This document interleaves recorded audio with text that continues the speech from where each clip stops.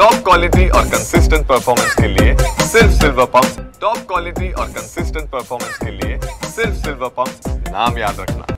आज परत एकदा अंतरवालीचा 9 वेळा सलाईनवर उपोषण करून पळून गेलेला सलाईन योद्धा मनोज जरांगेने ओबीसी नेते आदरणीय भुजबळ साहेब यांच्यावर खालच्या भाषेत टीका केली आहे, गरळ उठली।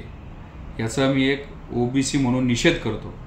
या मनोज जरांगेची विश्वासार्हता राहिली नाही, समाजाने त्याला वाईट टाकलंय। मनोज जरांगेला कोण आता सिरियसली घेत नाही। मग कुठंतरी मीडियाचं अटेन्शन घ्यायचं, मीडियाचं अटेन्शन घेतल्यानंतर मग समाजाचं अटेन्शन घ्यायचं आणि मग दुकानदारी चालवायची।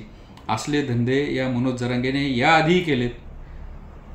आता स्थानिक स्वराज्य संस्थांच्या निवडणुका आल्या आणि हा मनोज जरांगे आता खडबडून जागा झाला। त्याचा बोलवता धनी, त्याचा आका, त्याने आता त्याला कुठले तरी एक टास्क दिलाय आणि त्याला आता कुठेतरी तुकडा टाकलाय आणि मग त्या याच्यामधनं असं काहीतरी बोलायचं, एखाद्या समाजाच्या नेत्याला बोलायचं, मग त्याच्यावर क्रिया प्रतिक्रिया येतात आणि मग कुठंतरी मग स्वतःची दुकानदारी चालवायची।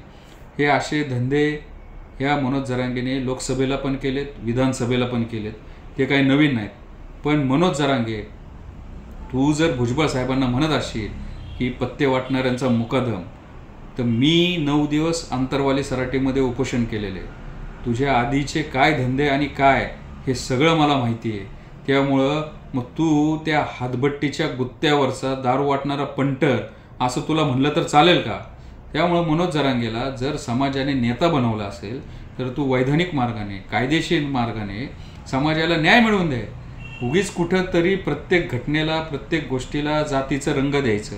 आज पत्रकार परिषद होती, त्या माणिकराव कोकाटेंचे रम्मी प्रकरण आणि त्याचा जाब विचारायला गेलेला शेतकऱ्याचा मुलगा, छावा संघटनेचा कार्यकर्ता, याला झालेली मारहाण।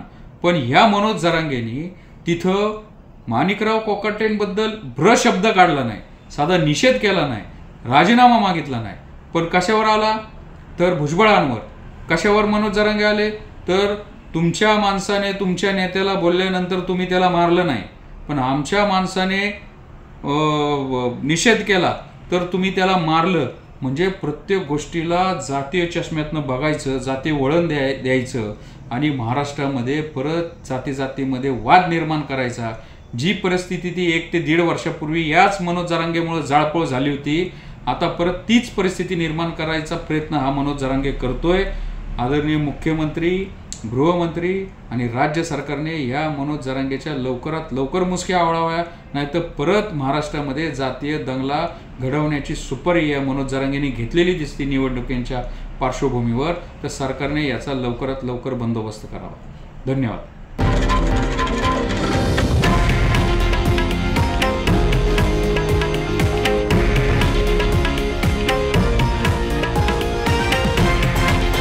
हे आहे देशातील नंबर 1 न्यूज नेटवर्क आणि आपण पाहत आहात TV9 मराठी, एकमेव।